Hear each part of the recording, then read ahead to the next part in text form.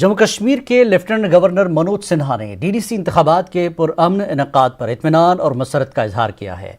उन्होंने तमाम सियासी जमातों की जानिब से इलेक्शन में हिस्सा लेने पर खुशी का इजहार किया। उन्होंने पोलिंग अमला, इंतजामिया और सिक्योरिटी फोर्सेस का शुक्रिया अदा किया। उनका कहना है कि 26 दिसंबर को वज़ीर आज़म यूटी के लिए एक खुसूसी सेहत स्कीम का इफ्तिताह करेंगे। प्रसन्नता है कि छोटी मोटी एक आध घटनाओं को देख लें तो इसके अलावा सामान्य रूप से बहुत शांतिपूर्ण ढंग से फ्री एंड फेयर इलेक्शन हो गया है। दूसरे राज्यों में भी अगर चुनाव आप देखे होंगे तो मुझे लगता है कि इससे ज्यादा घटनाएं होती हैं। ये और खुशी का मौका है। दूसरी बात, प्रशासन के जो हमारे साथी इस पूरे अभियान में लगे थे, जम्मू कश्मीर पुलिस और फोर्स के जिन लोगों ने इस ठंड में भी पूरी मेहनत करके इस चुनाव को निष्पक्ष कराने में और शांतिपूर्ण कराने में योगदान दिया है, उन सबका भी मैं आज अभिनंदन करना चाहता हूं। और मैं एक बात कहना चाहता हूं कि ये त्रिस्तरीय डेमोक्रेसी जबरदस्त तरीके से जम्मू कश्मीर में काम करे, इसके लिए हम सब पूरा सहयोग करेंगे। और आने वाले दिनों में डिस्ट्रिक्ट डेवलपमेंट बोर्ड का जो गठन होगा तो जिले के विकास की पूरी जिम्मेदारी चुने हुए प्रतिनिधियों को मिले और वो काम करें, इसका हम सब प्रयास करेंगे। मैं उम्मीद करता हूं कि ये चुने हुए प्रतिनिधि और उनके माध्यम से जम्मू कश्मीर के विकास को नई ऊंचाई तक ले जाने का और जन कल्याणकारी योजनाओं को पूरी क्षमता से घर घर तक पहुंचाया जा सके, ये प्रयास हम करेंगे। एक बार फिर से मीडिया के साथियों के प्रति मैं आभार व्यक्त करता हूं और सभी राजनीतिक दलों को विशेष रूप से साधुवाद देता हूं कि भारतीय संविधान में आस्था व्यक्त करते हुए जो संशोधन हुआ उसको उन्होंने पूरी तरह स्वीकार किया। मैं उम्मीद करता हूं कि जल्द ही आप सबसे भेंट होगी।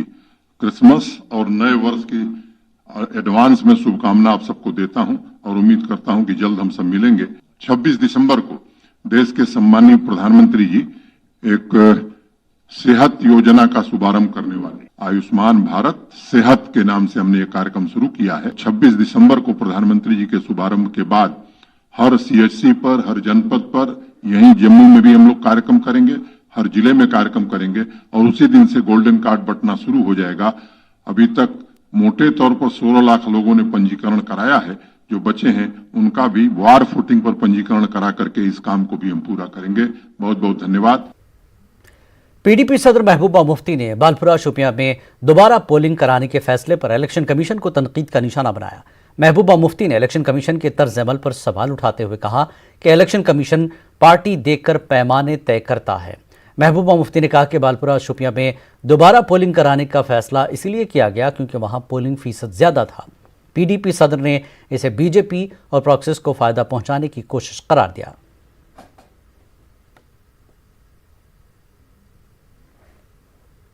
जिला कुलगाम के ब्लॉक एमओए से इंतखाबात में हिस्सा लेने वाली खवातीन उम्मीदवारों ने फर्जी वोटिंग का इल्जाम आयद करते हुए दोबारा वोटिंग कराने की मांग की है। इन उम्मीदवारों ने इल्जाम लगाया कि कई पोलिंग मराकज पर धांधली हुई है। उन्होंने इलेक्शन कमीशन से नोटिस लेने की मांग की है।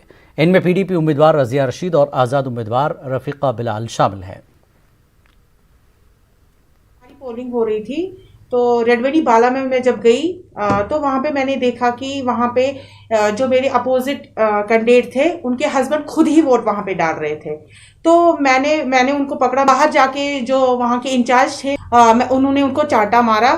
तो अब मेरी अपील एक ही है कि जो मुँह बाला, ये रेडवेनी बाला है, सॉरी, वहाँ पे प्लीज मतलब फिर से वोटिंग करवाइए। हम जब वहाँ बूथ पे पहुंचे, वहाँ बूथ पे खुद वोट डाले जा रहे थे। वो कैंडिडेट दोनों बैठे थे, जो वहाँ के ऑफिसर थे वो कुछ नहीं बोल रहे थे उनको। ये मुझे बताओ ये क्या माजरा है। हम गवर्नर इंतजामिया को कहते हैं अगर आप इलेक्शन कर रहे हो, अगर आपने हमें मौका दिया तब कहाँ ये लोग थे जब इन्होंने बताया कि हम इलेक्शन में नहीं उतरेंगे। रेडवेनी बाला को इलेक्शन दोबारा हो जाए, नहीं हो जाएगा, हम बात आगे तक ले जाएंगे, हम भूख हड़ताल पे रहेंगे।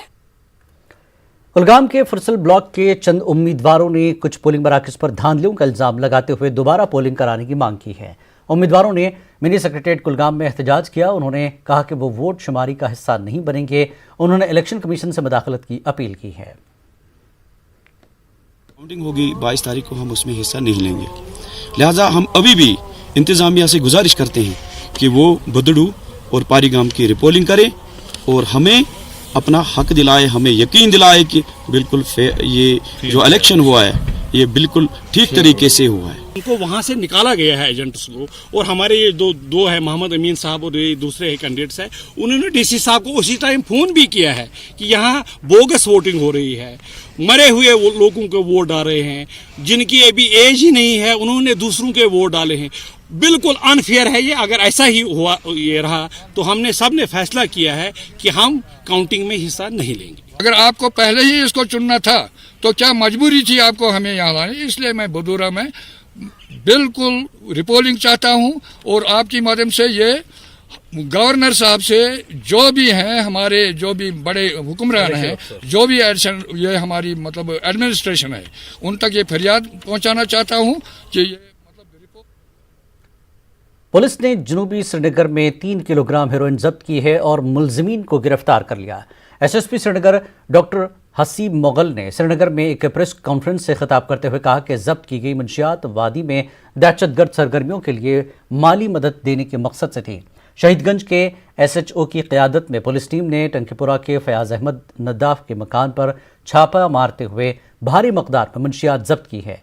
एसएसपी ने बताया कि इस नेरको ग्रुप के असल सरगना को गिरफ्तार कर लिया गया है और वो पंजाब के चंद ड्रग डीलर्स से राब्ते में था। एसएसपी ने कहा कि मंशियात के खिलाफ आगे भी मुहिम जारी रहेगी।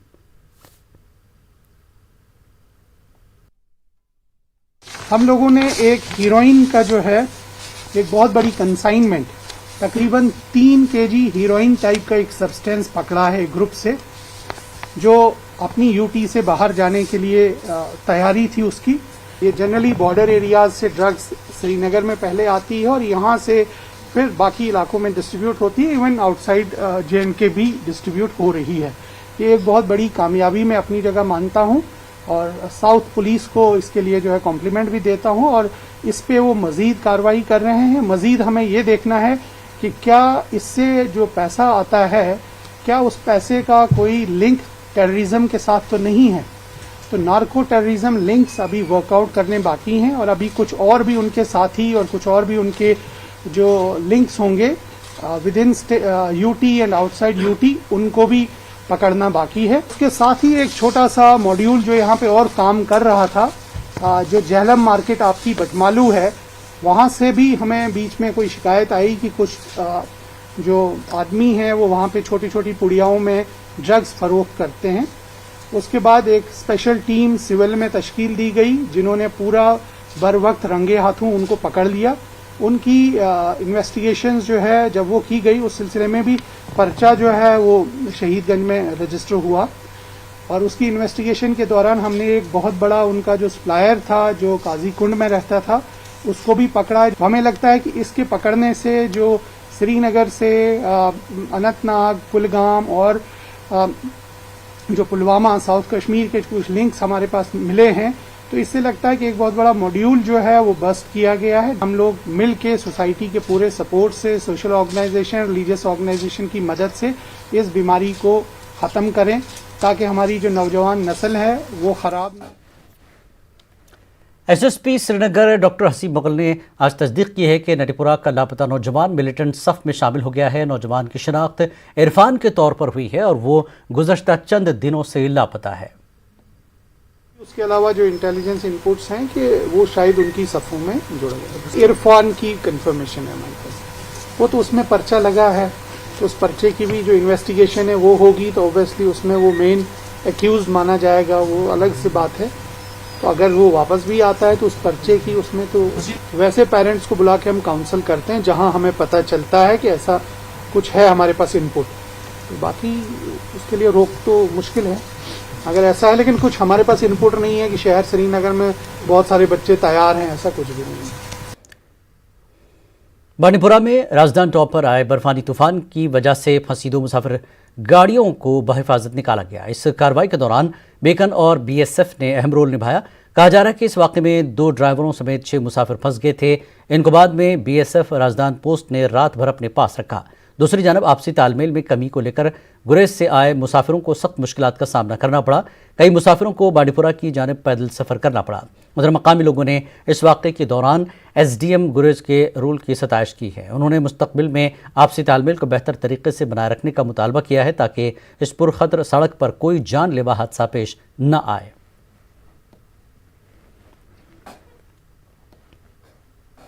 दो गाड़ियां राजधानी में फंसी हुई थी, उनको फिर कल निकाला गया क्योंकि वहां पे SDM साहब ने मौके पे जाके उन गाड़ियों को वहां से निकाला गया और फिर जो ये गाड़ियां यहां से चली थी वो फिर राजधानी पास पार नहीं कर सके और फिर काफ़ी सवारियों को काफ़ी मुश्किलात का सामना करना पड़ा और मिसकम्युनिकेशन की वजह से यहाँ से जो गाड़ियाँ निकली थी वो राजधानी पास पार नहीं कर सके।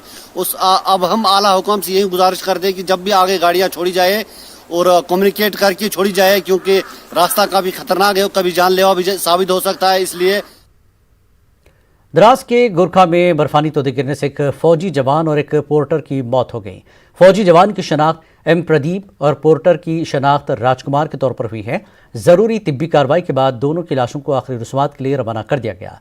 वाज़ेर के द्रास में इन दिनों तकरीबन 5 फुट बर्फ पड़ी है। द्रास के बालाई इलाकों में दर्ज हरारत -35 से -40 डिग्री सेल्सियस है।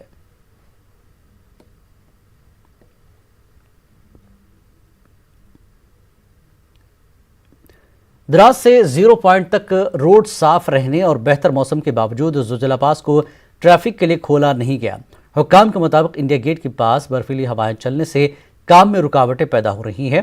हुक्काम का कहना है कि इनकी लगातार कोशिश है कि जल्द से जल्द ट्रैफिक बहाल किया जाए।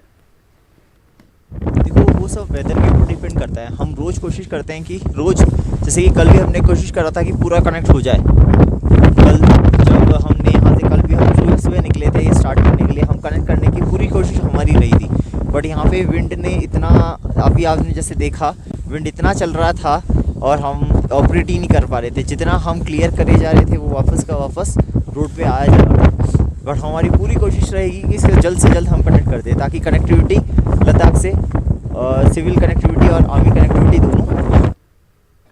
द्रास में दरमानदार ड्राइवरों ने एहतजाज किया। ड्राइवरों ने द्रास सोनामर्ग रोड को जल्द से जल्द खोलने की मांग की। ड्राइवरों के मुताबिक उन्हें मुश्किलात पेश आ रही हैं। अब यहाँ बोलते हैं अब 3 दिन के बाद छोड़ेंगे, 4 दिन के बाद छोड़ेंगे। यहाँ आप लोग कह रहे हैं मौसम ख़राब है। तो अभी आए थे हम गवर्नमेंट के कुछ मुलाजिम हमारे पास 5 kg राशन दे के, केरोसिन 5 लीटर। हमें क्या करना है उसको? ये हमारे लिए अगर आप इंतज़ाम करोगे हमारे लिए रोड खोल दो, हम घर जाएंगे। हम 20 दिन से यहाँ बंद है। हम सर भी उन्होंने दरबदर किया ऐसे ही। आज देखो मौसम साफ है, कौन सा तूफान आ रहा है, ये सब झूठ बोल रहे हैं, बड़े बड़े लोग के रास्ता बंद है। कौन सा रास्ता बंद है? हम इतने ड्राइवर हैं, अपनी तरफ से 1500 रुपये लगाएंगे। हमें बोले ये हम अपने जैसे भी लगाएंगे। सब फ्रॉड कर रहे हैं। ये 5 kg चावल देंगे, 5 kg राशन देंगे, वो तेल दे देंगे, उससे क्या हो जाएगा? तो जनाब हमें ADC और SDM साहब के हुक्म के हिसाब से हमने इनको राशन भी लाया, 5 लीटर केरोसिन और 5 किलो चावल फी नफरी इनको देने का ऑर्डर भी किया ADC साहब ने। और मुझे पर्सनली ADC साहब का फ़ोन भी था कि उन्होंने कि भाई इनको देना है, किसी भी हालत में ये दे दो। तो हमने आज लाया भी यहाँ, लेकिन इन्होंने लेने से श्रीनगर शहर में मनफी दर्जा हरारत की वजह से शोर आफाक डल झील के बाज़ हिस्से मुंजमद हो गए हैं। वादी कश्मीर में सर्दी की शदीद लहर जारी है। श्रीनगर में अक़लतरीन दर्जा हरारत -6.2 डिग्री सेल्सियस रिकॉर्ड किया गया। दुनिया की दूसरी सर्द तरीन जगह द्रास में दर्जा हरारत -27.3 डिग्री सेल्सियस रिकॉर्ड किया गया। शदीद ठंड के बाद लोगों को मुश्किलात से दो चार होना पड़ रहा है। महकमा मौसमियात ने पेशगोई की है कि आइंदा चंद दिनों तक मौसम ऐसा ही रहेगा।